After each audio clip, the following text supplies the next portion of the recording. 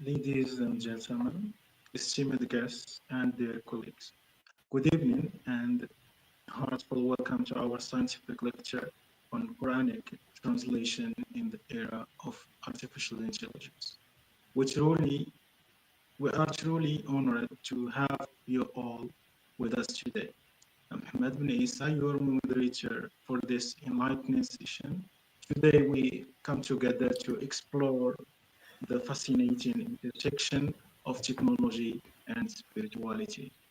We will examine the challenges and opportunities that artificial intelligence presents in the realm of Quranic translation. We are privileged to have with us our distinguished guest speaker, Professor Ismail Dahia from the École supérieure de l'éducation et de la formation. His expertise and insights will absolutely enhance our understanding of the important subject.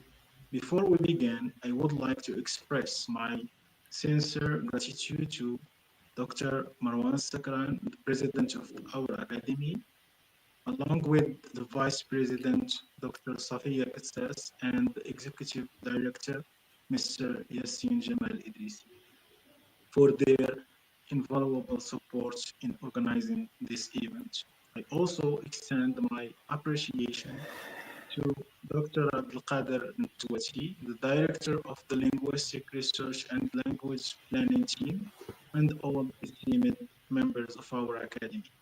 A warm welcome also goes to the researchers and attendees joining us via scientific platforms and YouTube. We are delighted to have you here and remind you that the attendance certificates will be provided to all participants. Additionally, we extend our greetings to all members of Bitlisaniyat Academy.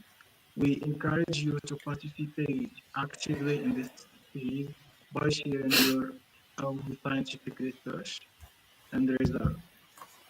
Throughout this session, please feel free to engage in the discussion by posting your questions and comments in the live chat. We will share the attendance confirmation link during the event. Finally, we kindly ask our valuable followers to support the Academy's efforts by subscribing to our channel and clicking the like button to stay update on upcoming events and activities. Let us get on this insightful journey together. First, it is my great pleasure to introduce our esteemed guest speaker, Professor Ismail Dahia, who is an assistant professor at École supérieure de l'éducation et de la formation in Wajda. He is a NIFL teacher, high school teacher, who having earned his BA in linguistics from Muhammad I University in Wajda also. He furthered his education with a master's degree from Ibn Tufayl University in Kenitra, and currently he is a third-year doctoral candidate at Applied Communication in Context Laboratory at Muhammad I University. His research interests encompasses English language teaching, translation, and digital literacy in education, making him exceptionally well suited to discuss the critical topic of Quranic translation in the era of artificial intelligence. We are truly fortunate to have him with us today. Please join me in welcoming Professor Ismail Dahia. Professor, the floor is yours. Thank you so much for your kind words. So before getting started, I'd like to express my heartfelt gratitude to the Linguistics Research and Language Planning Team at Bitlisaniyat International Academy members. And I'd also like to thank especially Mr. Ahmed bin Isa for his continuous effort for making this event a success. So as you can see on the slide, my lecture is going to be centered on the relationship between Quranic translation and artificial intelligence. And one of the reasons why I have chosen this topic, why I have taken it upon myself to, focus on Quranic translation specifically, is that, as Mr. Benessa said, that my research or my doctoral research actually focuses on Quranic translation. And so I actually aim at exploring how different translators have approached the translation of the Holy Quran and the different linguistic, including the semantic, pragmatic, stylistic, rhetorical aspects of the Quranic of the Quran in general, okay, as well as some of the cultural references that some might pose some very significant challenges to translators, and of course how these different translators have gone about addressing these challenges. And for the second part, which has to do with the use or the integration of artificial intelligence as a machine-based learning tool in aiding in translation, and what I am going to do actually is just share with you some of my insightful findings that I have that are included actually in one of my research articles about the use of machine learning based tools like ChatGPT, Claude, and Perplexity AI, and their role in translating, and specifically within the context of Quranic translation. So how we can actually use these machine-based tools in translating the Quran. And the first question that I think is worth answering is, why Quranic translation? And so the translation of the Quran represents a crucial bridge between the divine text and the global Muslim community, with approximately 2 billion Muslims worldwide. After, of course, the Christianity, which represents about 2.3 billion Muslims, Christians worldwide. And so Islam stands as the second largest religion in the world. And what is interesting about these statistics is that around 20% of Muslims are, Arabic-speaking Muslims, while the 80%, which represents about 1.6 billion Muslims worldwide, do not speak Arabic, do not understand Arabic, and therefore they cannot even read the Quran in its original language.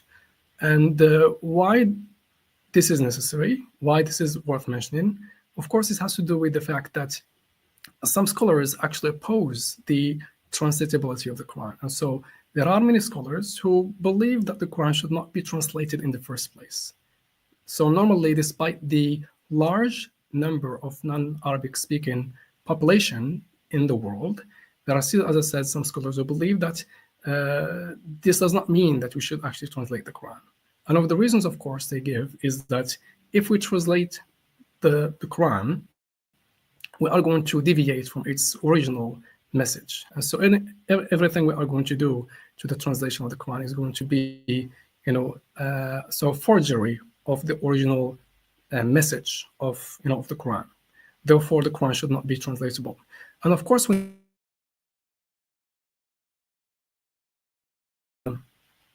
opposing views. So the answer with the fact that even if we try to translate the Quran, we are going to fail. And there are some scholars, among which is Hussein Abdul Rauf and Bassam, who say, for instance, that the Quran is inimitable. And no matter how hard a translator tries, no matter how competent a translator is, they will never be able to replicate the language of the Holy Quran. And so they believe that the language of the Quran is stylistically, linguistically, and I'd say rhetorically distinctive from any other language on the planet. Therefore, what we are going to do is just the meaning within the Quran to non-Muslims and also non-Muslims.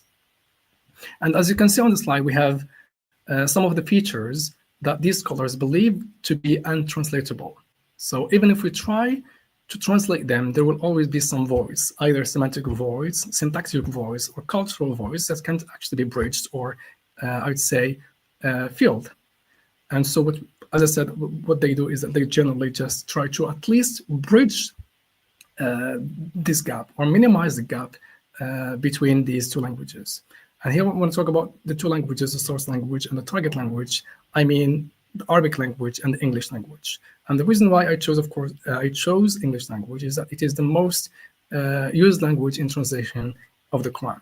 And so the Quran was translated actually into Italian, into Indonesian, into Spanish, but you would see that there are hundreds of translations that are found in English alone. And so the English translation represents about, I can say, 20% of all translations that exist out there. And so it's fair to say that it is, worth, studying the English translations specifically. Some of the features, as you can see, is semantic and translatability. And examples include, for instance, polysemy. And polysemy, of course, has to do with the fact that there are some or certain words in the Quran with multiple meanings. And the meaning, say, word differs depending on its, say, location in a specific verse. And you see that there are some translators who actually mistranslate these words, either because they lack the knowledge that this is actually a polysemous word, or that maybe that word does not actually has its equivalence in the English language. There's also the instance of God's names. And even though it might seem, say, self-evident that they can actually be translated, when I say, for instance, Ar-Rahman Ar-Rahim, Al-Jabbar, As-Samad, etc., we see that there are hundreds of translators that still differ regarding whether to translate these names, I say, literally or transliterally. And you see that there are some sort of translators, for example, instead of translating the word Ar-Rahman or Rahim, they just write Ar-Rahman Ar-Rahim and then try to explain between brackets what they mean by Ar-Rahman and what they mean by Ar-Rahim. Because for them, these words cannot actually be translatable. They are untranslatable, inimitable, and therefore they should be kept as they are. They should be transliterated instead of translated. Another aspect, as you can see, is syntactic and translatability. One of the examples would be the polypton. We have also double stress. What is interesting, for instance, about double stress is that you see that there are certain syntactic aspects in the Arabic language that are not even allowed in the English language. If we take the double stress, I have an example of a verse. Inna sa'ata atiyatun akadu akhfiya. And then we have Inna sa'ata la atiyatun akadu akhfiya. So in English, in Arabic specifically, we can use stress by using the particle inna or the particle la. Sometimes we use both of them to emphasize certain ideas within the Quran. And in English, this is not allowed. And so in English, we don't have this phenomenon of using double stress. And what translators do is that they tend to sacrifice the meaning or, say, the structure of the Arabic language at the expense of the English one. And instead of using double stress, they only use one stress. So they use inna, and it is mostly translated as indeed instead of saying, for instance, inna la. So they cannot use, for instance, indeed and indeed, which is not something that would, something that would sound unnatural in the English language. And so, as I said, they sacrifice the structure, they sacrifice the meaning at the expense of the English structure. We have also tense or wa, for example. So wa in Arabic is another syntactic void that exists in the English language, something that cannot be transferred or replicated from Arabic to the English language. So while in Arabic, for instance, it is allowed to use wa and multiple times in the list, in the English language, we don't tend to use this. And if you see, for instance, a sentence using wa 3 or 4 times, you would deem it unnatural, and you would see that this must be a mistake. And still, for some translators, in order to, say, convey the same meaning or to maybe replicate the stylistic feature from the Quran, to the English language. They tend to keep it as it is, even though it is unacceptable in English language. And so sometimes, as I said, they try to sacrifice certain structures at the expense of the meaning, and sometimes they do the exact opposites. We have an example of tense shift, which is another huge problem that translators actually face when trying to, render the meanings of the Quran. There is a very interesting case, which is the use of kana, for instance. So kana in Arabic has a very special use in the Quran, and the only use, you will find that this use only exists within the Quran and not outside the Quran. So normally kana is translated as was, but there are some cases in the Holy Quran where kana is actually used to denote something in the future. So kana can actually be used to talk about something in the future. And when you look at translations, different translations, and how they actually approached the translation or the rendition of this, say, kana, you will find that they translate it will. So they use the future instead of the past. And of course, this stylistic element here is definitely lost. And this is, as I said, one of the syntactic voids that can't be actually closed or bridged, no matter how competent and skillful the translator is. So even though I would say that the translator is a bilingual person, someone who has a mastery of both the Arabic language and the English language, someone who is also bicultural, not just bilingual. So bicultural meaning here that the translator is well aware of both the source language and the target language. The Arabic language and the English language. So even if the translator is bicultural and bilingual, this does not mean that these cultural voids, these syntactic voids and semantic voids can actually be successfully and effectively filled. So here again, we come back to the saying of Abdul Hussein Abdul Rauf, who says that no matter how competent or skillful the translator is, they will never be able to imitate the language of the Quran. I have here brought some examples to see how they were actually translated or approached by different translators. وهو الذي ينزل الغيث من بعد ما قنطوا وينشر رحمته هو الولي الحميد. And he it is who sends down the rain after they have despaired and spreads his mercy. And he is the wali. As you can see, the wali here was not actually translated because the translator believes that this word does not exist in English and it should be transliterated as opposed to translated.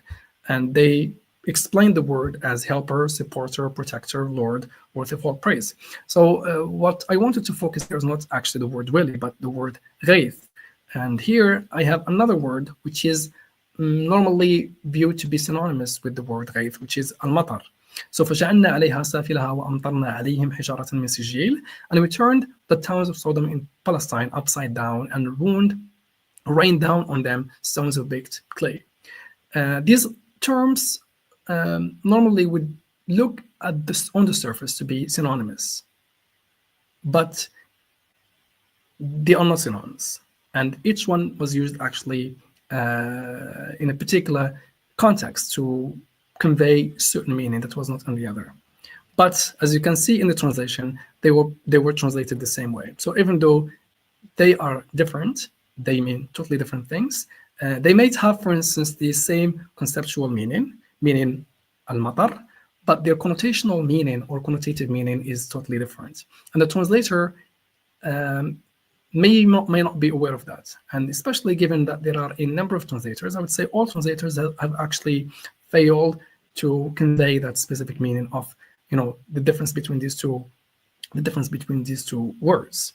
So ghaith, for instance, is used in English, in the Quran, to, it has, I would say, positive connotations, something that is good. And when compared to matar, rain, which is used or which has negative connotations. So this positive, negative connotations is definitely lost in translation. So the translators could not either intentionally or intentionally convey that meaning. So maybe they are aware of them, and they could not find a word maybe to use it instead of rain, or it might have been actually done unintentionally. But what they should have done is actually use explanatory notes in this case. Just try to, contextualize the reader, to explain to the reader that this word is not the same as, the other word, and that this one is used in this context and the other one is used in that context. Another example would be al-ajdath wal-qubur, which some people might say they are synonymous. And even translators, if you look at a number of translators, for instance, Hilali and Khan's translation, Arbery's translation, we have Abdul Halim's translation, Asad's translation, you will all see that they treated these two words synonymously. And so they translated them as if they were the same words. But again, the Quran does not say use a word unless it is, strategically relevant to the specific context. So ونفخ في الصور فإذا هم من الأجداث إلى ربهم ينسلون, and the trumpet will be blown, the second blowing, and behold, from the graves they will come out quickly to their Lord. And the other one, وأن الساعة آتية لا ريب فيها وأن الله يبعث من في القبور, and that they may know that the hour is coming, no doubt about it, and that Allah will resurrect those in the graves. As you can see, the word graves was used to translate or to refer to the same words. So qubur and ajdath, which are of course used differently in the Quran. Each word has its own meaning in the Quran, but still they were translated the same way. I can say that maybe the translator was aware of the word and they did not know, or they did not have any other word, English word, that can actually convey the same meaning, or maybe they were unaware of these differences between the two words.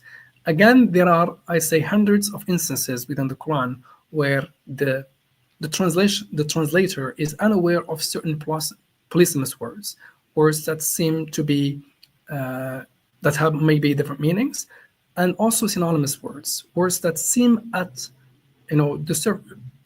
superficially they seem very synonymous, but again, connotatively they are totally different. Having finished the first part about the importance or why do we need Quranic translation, the fact that 80% of the Muslim population is non-Arabic speaking, okay, and therefore translation is actually needed in order for these people to understand and to say engage in their faith, especially when it comes to prayers. And so it is not allowed for anyone in the world to perform prayers except in the Arabic language. But this does not mean that they should not, for instance, understand what the Quran is, especially when they don't understand the Quran, they don't understand the Quran, and they don't understand Arabic, and they don't speak it. And here, as I said, translation is something that is self-evident, although, as I said, there are some scholars who oppose the translation. So for the development of artificial intelligence, which has, of course, greatly changed the way we think about and use machine translation. So AI-powered tools like neural machine translation have made translations faster and more accurate for many types of texts. However, research shows that translations created by humans with the help of empty helps tools are still better than translations done by machines alone. So machine translations works best when the text is simple, repetitive, and uses everyday language, and it struggles with more complex content such as literary or highly specialized text, as noted by Melby. So I talked before about the different issues presented by the Quran. These issues, as I said, included semantic issues, morphological issues, also syntactic issues or cultural issues within the Quran, and how there will always be some voice that can't be actually bridged. And here comes the role of AI, artificial intelligence. So the idea here is that can machine learning based tools like ChatGPT, for instance, or Claude or Perplexity AI, can they be helpful? Can they be of any use as to to bridge these different voids?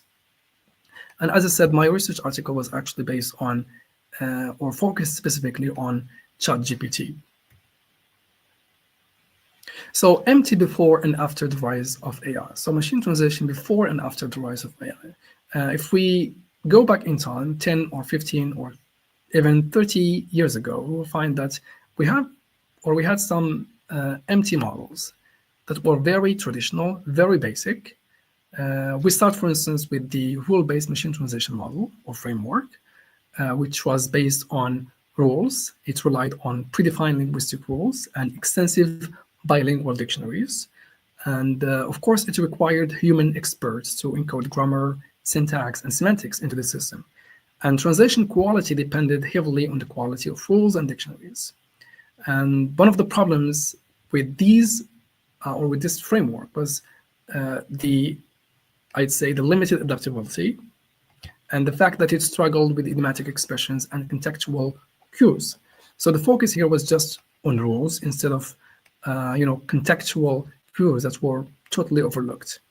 And if we, for example, give these traditional, I would say, frameworks something like an idiom or a metaphor, they would definitely not be able to translate it accurately and adequately.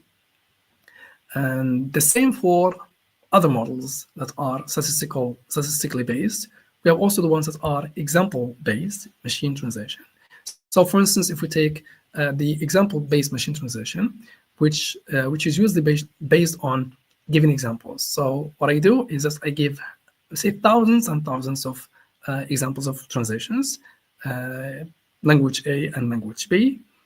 And then when we try, for example, to translate a sentence, for example, I am happy into French or into Arabic, it just looks at whether this specific sentence has already been in the system. And if it is in the system, it will give you, say, a good translation. If not, the translation will not be, possible.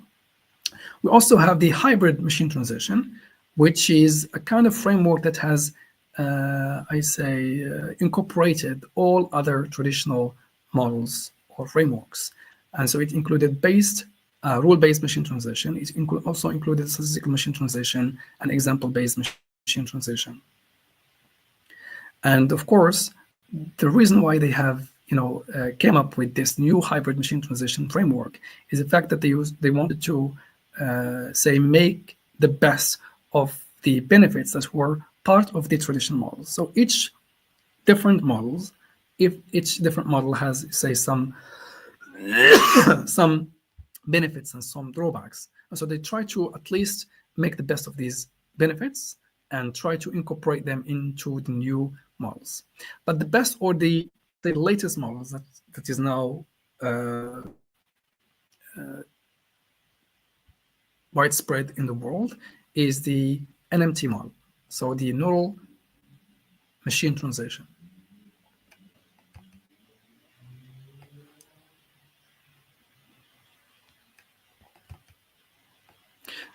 So I'm going to give you an illustration of how these different models work, especially the rule-based machine translation model, which was the most widespread one, as I said, 20 or 25 years ago, and the model that we now use that is AI-based, which is the neural machine translation model.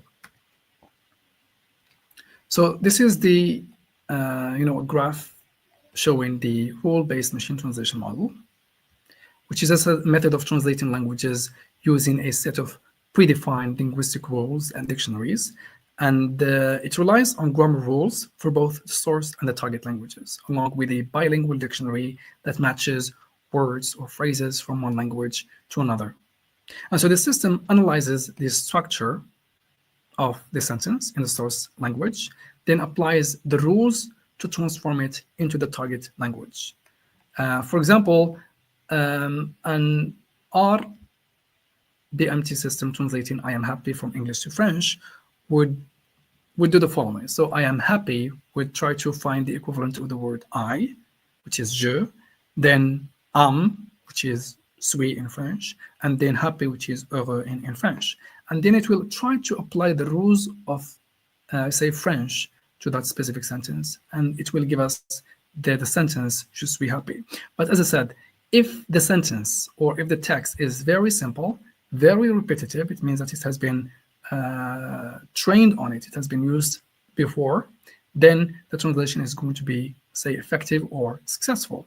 But if the translation or if the sentence, say, is metaphorical, for instance, or idiomatic in nature, then the sentence or the translation would be unnatural, as it's going to be, or it's going to give you a literal translation of that sentence, and it will not convey, the meaning of the source language. For the NMT, the neural machine translation, which is actually based on the concept of deep learning, where a neural network with multiple layers processes the input data.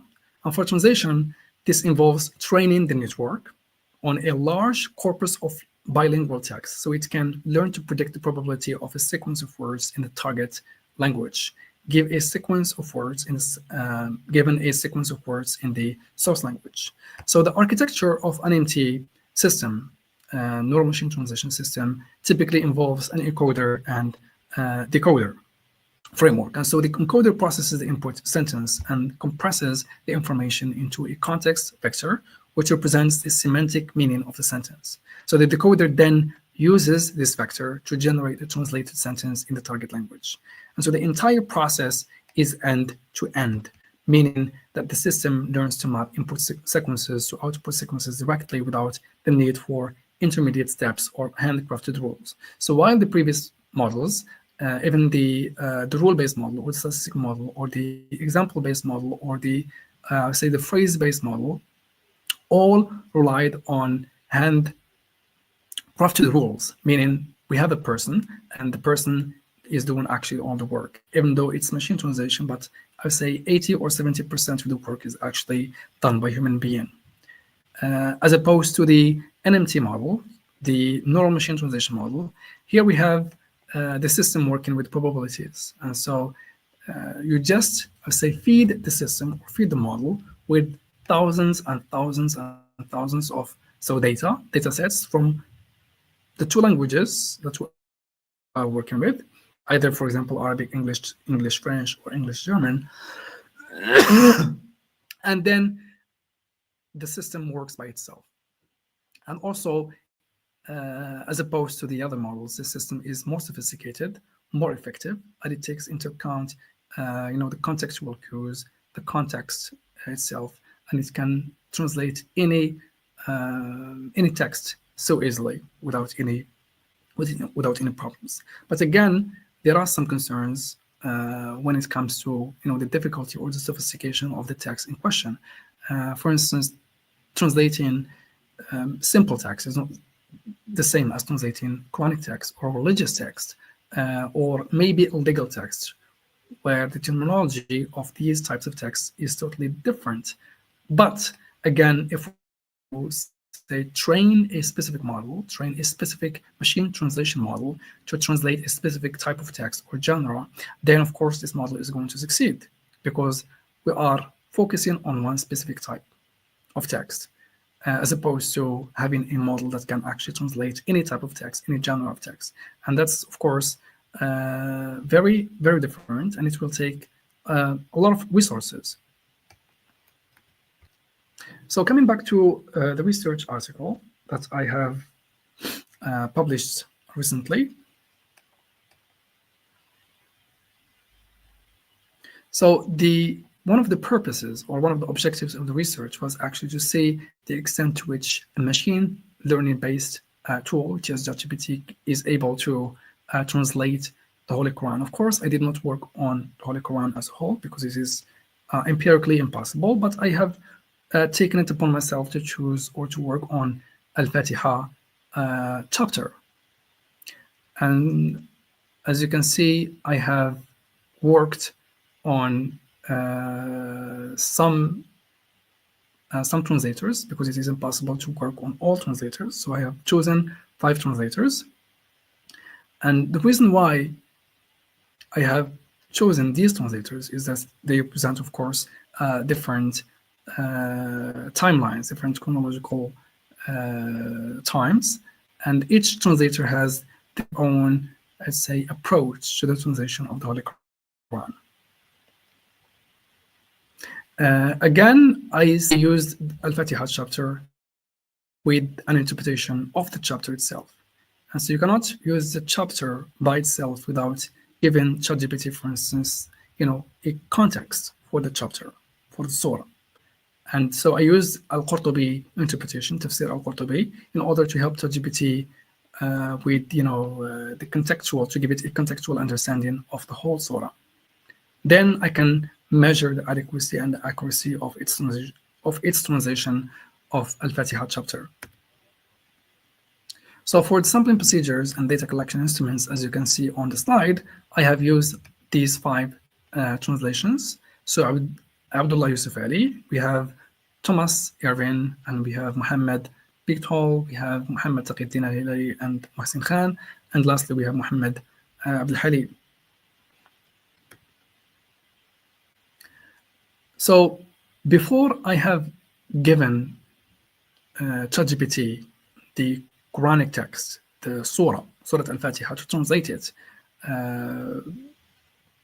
I have actually asked it whether it can actually translate.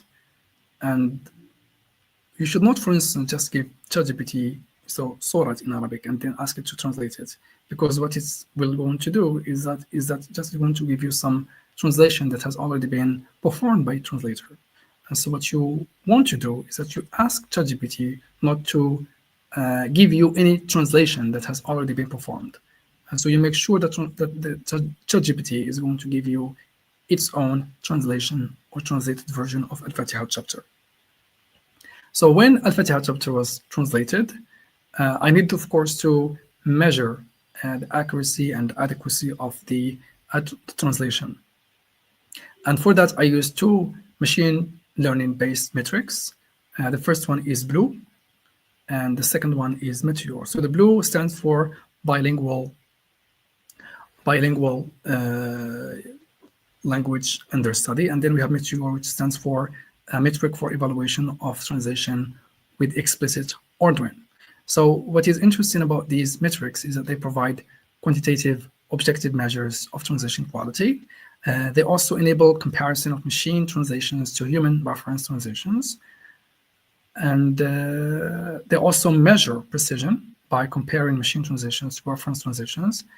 And lastly, the last information that should be, given here is that the higher the score, the better the result. So if, for instance,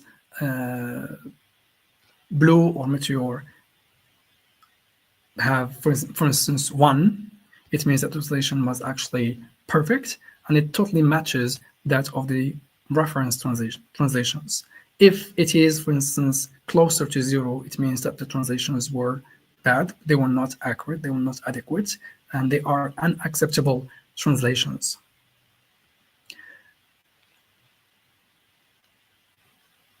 And of course, the way these metrics work is by comparing, I would say, the reference translation to the candidate translation. And so we cannot really say these metrics are actually machine learning based metrics. I mean that they are always, or they only can be used to evaluate the translation of a machine, not of a human being. And so what you do is that you compare a machine translation, okay, text, with that of a human, a human translation. Okay.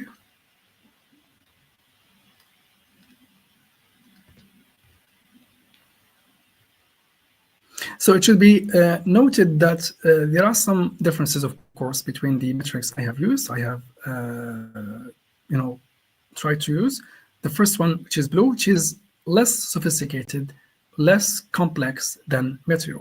And so from BLUE, it's usually used to compare the source translation or the reference translation to the candidate translation. And it just matches words. For instance, I have Surah Al-Fatiha. If the words in the translation, the reference translation, for instance, the translation of Arvin, or the translation of, I say, Hilali and Khan, is the same as the one given by ChatGPT. If the wording is the same, then blue scores are going to be, the blue score is going to be high, even if the translation is actually bad. So it just matches the words. If the words are similar, the more similar are the words, the more or the higher the score will be. And this is, of course, different from Meteor scores. So for Meteor, it is, as I said, a more sophisticated metric. As it considers synonyms, stemens, word order, and it also provides a comprehensive assessment of fluency and naturalness. So while I say blue is accuracy-based, Meteor is also is accuracy-based and also adequacy-based and nature-based, meaning it measures whether the translation was actually natural and fluent and also accurate. And so to evaluate machine translation, as I said, I used machine tools like PyMeteor and Natural Language Toolkit. So the PyMeteor package calculates Meteor scores, which checks how similar the machine translation is to a reference by considering word matches, synonyms, and word order. So Natural Language Toolkit is used to calculate blue scores, which measure how much of the machine translation matches the reference text exactly. And so before using these tools, we break the text into smaller parts called tokens, like words or phrases. And this tokenization process is essential because both Blue and Meteor work by comparing these small units between the translations. So the comparison does not involve sentences or phrases or I say clauses, but it includes only words. That's why I needed to tokenize all the chapter in order to make it easy for this measurement, this evaluation to take place.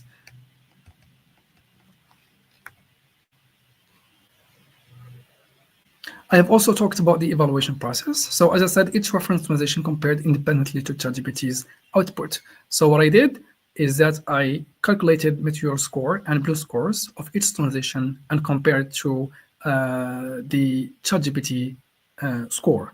So comparing ChatGPT's translation to that of Arvin, again, it's going to give me a Meteor score and a Blue score, and the same process was repeated 5 times.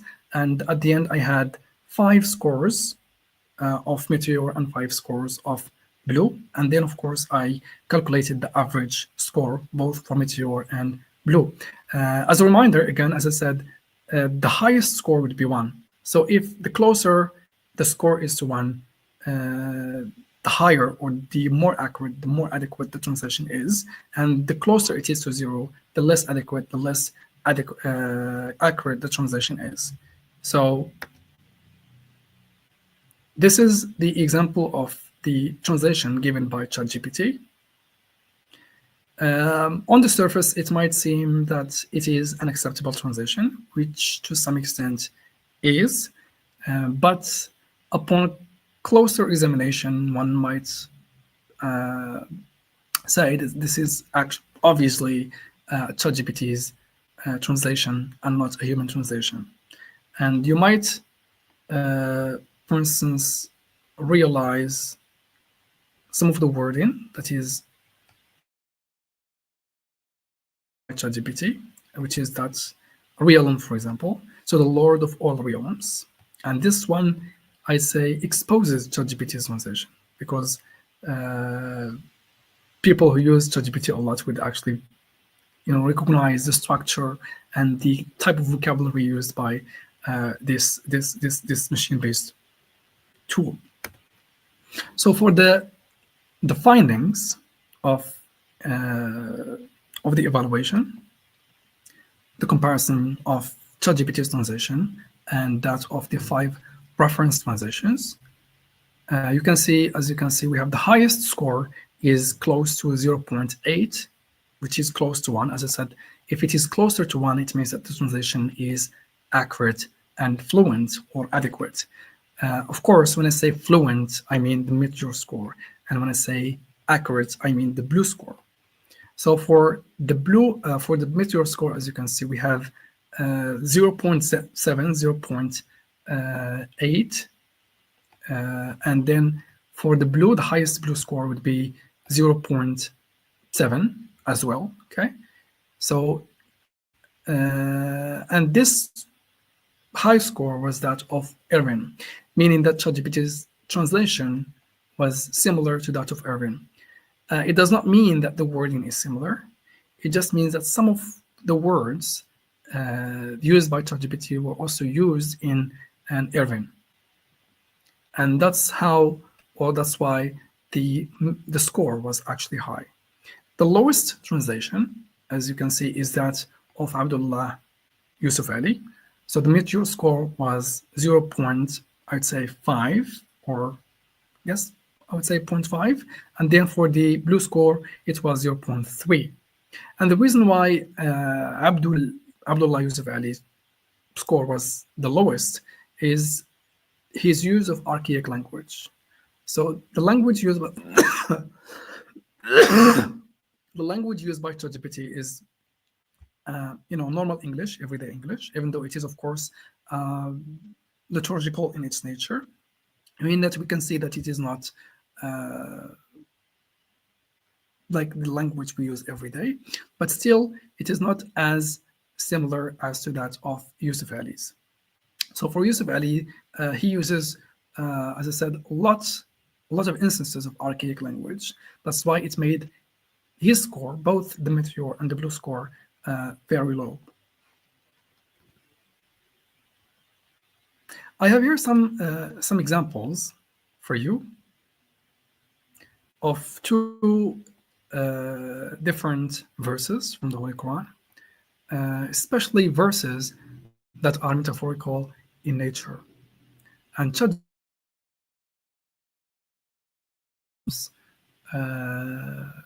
when it comes to translating some metaphorical verses within the Quran. When I say use this, it does not mean that it failed completely, but it sometimes it gives, say, some acceptable translations, and other times it gives some very bad, unacceptable translations that are very different from those of a human translation. So an example would be here, وَالصُّبْحُ إِذَا تَنَفَّسَ, by the morning as it breathes, and the dawn as it breathes away the darkness, and by the dawn as it brightens.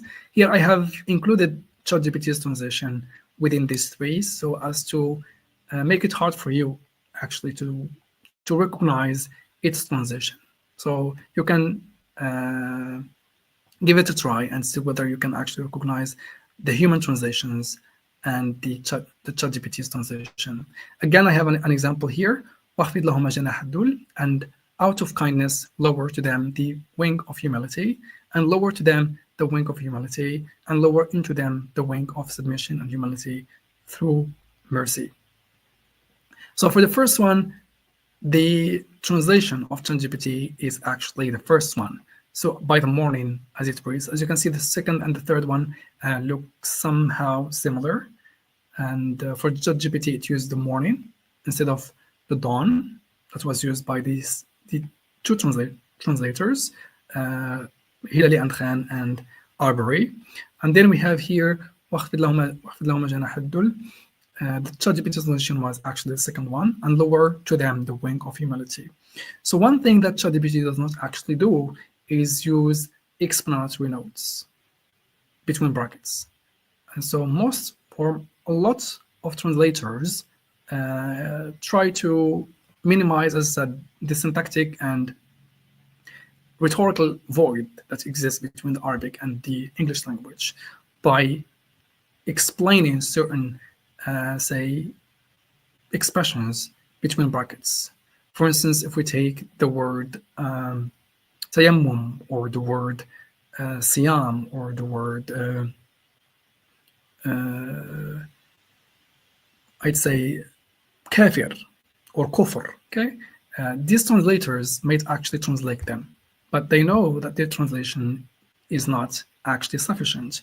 And so what they do is that they try to explain these translations in the form of a footnote, trying to explain the meaning of these words, because they know that non-Arabic readers are going to misunderstand them. They are going to misinterpret them. That's why they try to make sure that they are understood in the right way. So one of the limitations of the study, of course, is that, as I said, just as a reminder of the findings of the research, is that the ChatGPT was actually, or did moderate translation. The score was 0.8 for the Meteor and 0.6 for the Blue score, which means that it was not very bad, given the data I have fed to ChatGPT.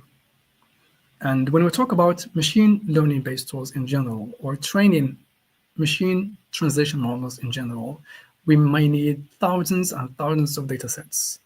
And what I did was just give ChatGPT 5 translations. I did not give it 10 or 20 or 50 translations. So had I given ChatGPT, say, 50 or 70 translations, the scores, I am 100% sure, would have been different. And so the more data sets, the more data we fed to these tools, I say the more efficient, the more effective they will be. And imagine having, for instance, a machine learning based or machine translation based tool like ChatGPT, or another framework maybe, that is aimed only at the translation of the Quran. Imagine that. So if this, or if such a model exists, it means that the training process took, I would say, years and years to complete, especially when we need to give, as I said, millions maybe of data to train this model to translate the Holy Quran more effectively. And so instead of giving ChatGPT, for instance, 5 translations, we might give it, for instance, all the English translations out there. We might also give it all the interpretations out there, so that it can understand every, I say, subtlety of the Quran. Therefore, the extent to which it will succeed in rendering the Holy Quran would be different, as opposed to just giving it 1 or 2 or 3 translations. So while ChatGPT, as I said, succeeded somehow, or giving it its own autonomy to translate or to do the translation by itself is not, or is a very bad idea. As I mentioned at the very beginning, if we are to make sure that these tools are used more effectively, they need to be complemented by a human intervention. So human interventions or human translators might actually do the translation, and they might also be aided or helped by these tools in order to make their translations more effective, more acceptable. That's it for my presentation. I hope you benefited from it. And if you have any questions concerning this presentation, I am more than happy to answer your questions.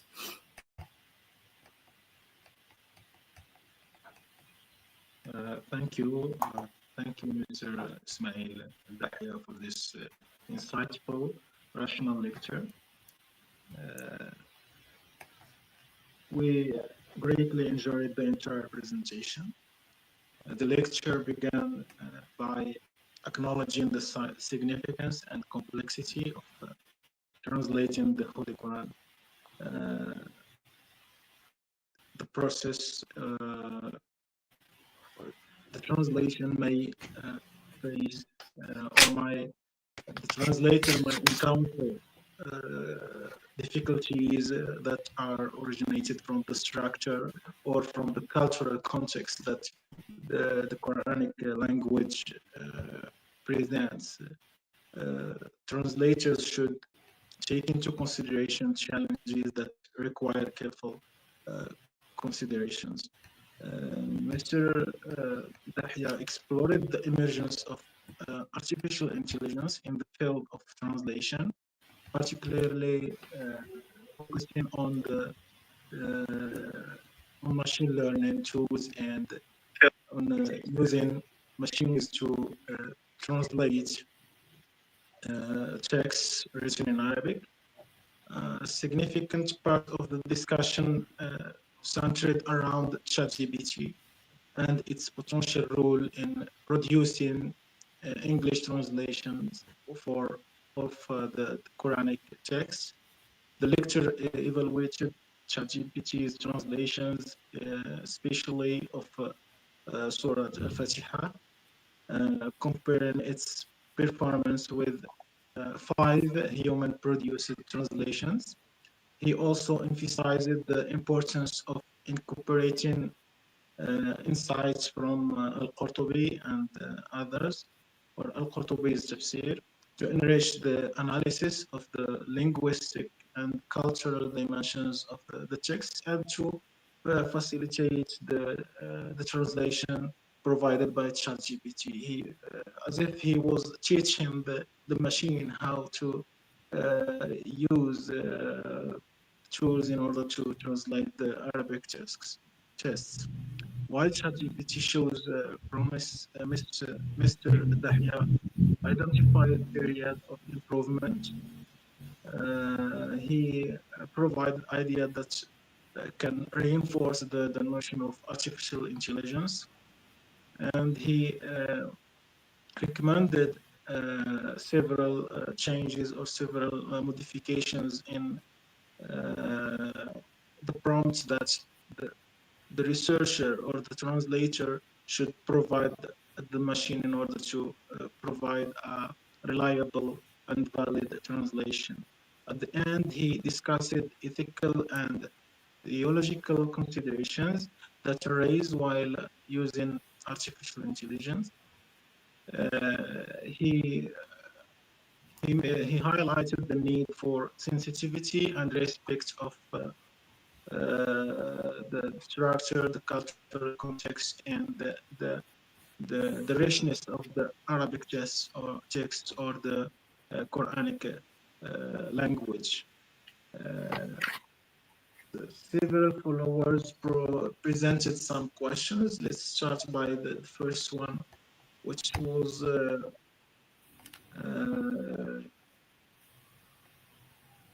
written by Fatima Folki. She said that she wonders, she says, how can artificial intelligence translate Quranic expressions such as قوله تعالى وهن العظم مني واشتعل الرأس شيبا. This is the first question. She has another question, which is, how can an integrative model be formed that ensures the benefits of artificial intelligence while preserving Quranic values in translation? I think this question you have answered it during the presentation. The third question that she introduced is, can ChatGPT translation preserve the rhetoric patterns of the Quran?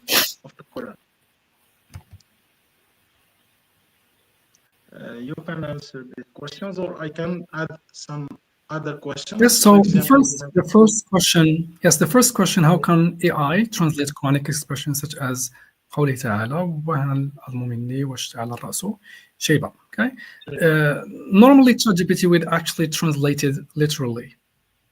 The translation would be literal, unless you contextualize it. You give it, as I said, you provide it with some interpretations, some tafsirs, such as maybe Ibn Kathir, and how the meaning, the different layers of meaning presented in this specific verse. By doing so, the translator, the ChatGPT will actually be able to translate it, at least approximate the meaning of such verse. Again, the reason why I provided ChatGPT with a number of translations is that I wanted it to learn how it can actually translate. And the number of translations I provided was very, very, very low. So the more translations, the more data you feed ChatGPT, the more efficient and reliable it would be in translating such terms. Again, these metaphorical expressions or idiomatic expressions are very hard for ChatGPT or any other machine learning-based tool to translate. When you have a simple, simple text, maybe normal everyday speech, you will not recognize whether it was actually translated or not, or it was translated by ChatGPT or not. But the more I say sophisticated, the more difficult the text is, especially legal text or religious text. It will be obvious that the language used there is that of ChatGPT and not of a human. I hope I answered. For the other questions, I think I have already tackled them in my presentation. We have another question from Mr. Mohammed Jafar. He says, to what extent can artificial intelligence translation be trusted? So to what extent can AI translation be trusted? And of course, you're not going to rely on AI translation 100%. So there will always be a need of human intervention, as I said. So we will have generally three different types of translations. That of a human being alone, which is going to be better to some extent than that of, say, an AI-based MT.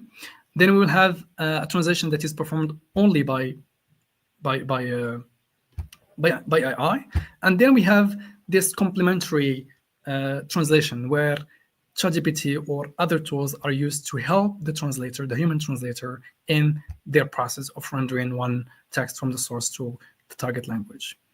And there will always, as I said, there will need to be a human intervention in order to evaluate or measure that specific translation. So in my case, for example, in order to avoid subjectivity in the evaluation of ChatGPT's translation, I used metric, I'm saying AI metrics. So these metrics are objective, and they provide quantitative data that can be used to, evaluate the naturalness and the acceptability of certain translations, as I did in the presentation.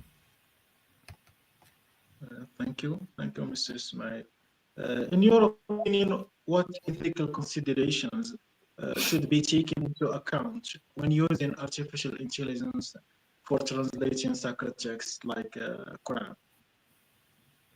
So the ethical considerations. So if you are aware, recently there was an AI integration in WhatsApp Meta, if you remember, if you are aware of that. And some people realize that it can, if you ask it, for example, about the Quran in general, to provide certain verses from the Quran, it gives you wrong verses. Indeed. And they, I heard, I am not 100% sure, but I heard that they retracted, that specific feature of the AI. It means if you ask it about something that is sensitive, like that, like for instance, the Quran or other sensitive texts, it will not actually answer you. And I think this is one of the reasons. It answers actually your question, because they know that it is very, it's a sensitive topic. And so we cannot actually put our whole trust on AI to do this job for us, especially when it comes to, say, religious purposes, like translating the Holy Quran. Yeah, indeed. Artificial intelligence tools or power tools provide sometimes wrong explanations and wrong translations of text written in Arabic. Yes. They may sometimes you feel that there is a kind of hallucinations. The machine provides you with information that does not exist within any real text. Let's return back to your article. What specific linguistic and cultural challenges did you encounter while evaluating ChatGPT's translation of a Quranic text? So, for example, we have the word realms, as you can see. So, Bismillah ar-Rahman ar-Rahim, Alhamdulillah Rabbil Alameen, Rabbul Alameen. So, Al-Alameen was actually translated by realms with ChatGPT. So, if you look in the dictionary, for example, you'll find that the realm does not actually convey the meaning we have in in the interpretation, for example, of Al-Qurtubi, which is totally different from that given by ChatGPT. Okay, and for the linguistic, say the linguistic problems, I did not actually find specific linguistic problems, especially when you see that there were some aspects which were better than human translation. And so, for instance, the use of emphasis, the most merciful. So you would say, you would find, for example, Bismillahi ar-Rahman ar-Rahim. Ar-Rahman ar-Rahim, one translator would render it as the merciful, but ChatGPT would render it as the most merciful. So giving more emphasis than that of the human translator. And so in some aspects, the ChatGPT's translation was better than the human translation. And in other aspects, especially the cultural ones, it did really bad. Okay, as I said, if you ask it, for example, to translate some very, cultural terms, okay, cultural references, or maybe metaphorical or idiomatic expressions found in the Quran, it will always give you the wrong translation. Yeah, indeed. So currently we cannot talk about the machine replacing the humans. There is always a need for human being to control and to guide the machine in order to provide That's a true, translation. but there is something else that we need to pay attention to, which has to do with the fact that when we talk about AI in general, AI models, we need training. So we train these models. And so when we train, we don't train them with, I'd say, very small amount of data. So normally we need millions and millions of data in order to make sure that this model works as it is supposed to work. And so the problem, again, when we have a model or maybe a tool that has many purposes. So normally ChatGPT is not used only for translation. It is, part of generative AI. It generates text in general. And so one of the purposes of AI is to translate. But imagine if we have one AI tool specifically tailored to translation, but not just translation, specifically tailored to Quranic translation. And I think the results are going to be totally different because we have, I say, invested our efforts in coming up with a model that is specifically aimed at translating to Quran. And so, of course, I would say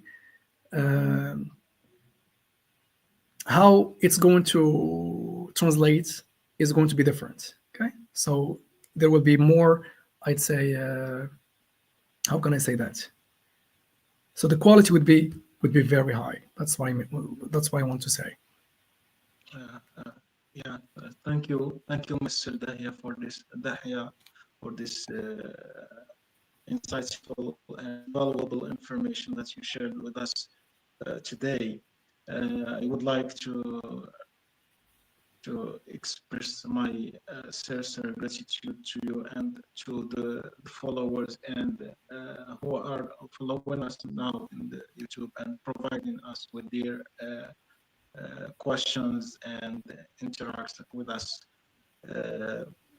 On behalf of all attendees, I would like to express our heartfelt appreciation for this rational lecture.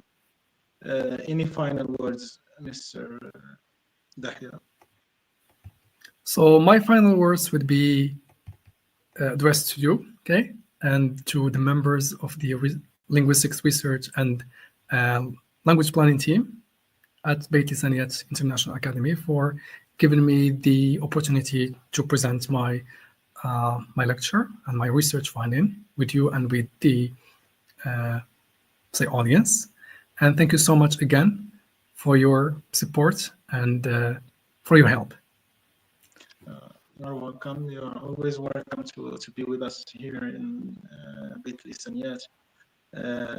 Thank you, Mr. Dahia. Thank you all for joining us today for this insightful presentation, and special thanks to our distinguished speaker, Mr. Ismail Dahia, for sharing his expertise and valuable insights on this complex and vital topic. your contribution have certainly enriched our understanding and raised questions.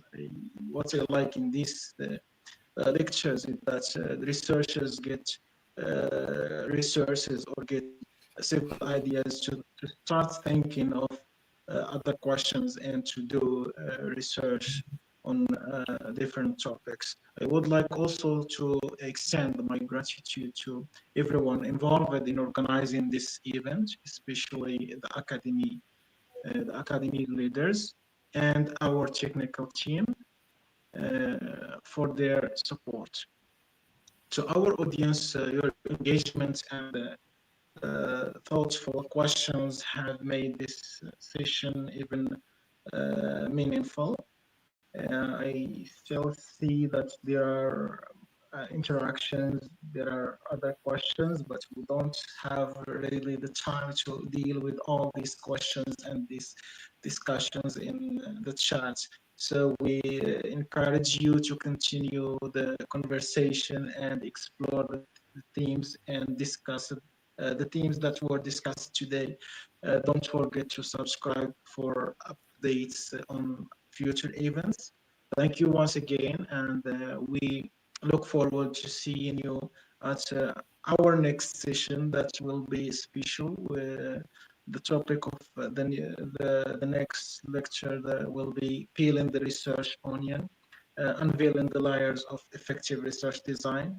That will be delivered by special guest Professor Mushaib bin Zahafi from Mushaib College University. Thank you, Mr. Ismail Dahia, again, and have a wonderful evening. Thank you so much. So much.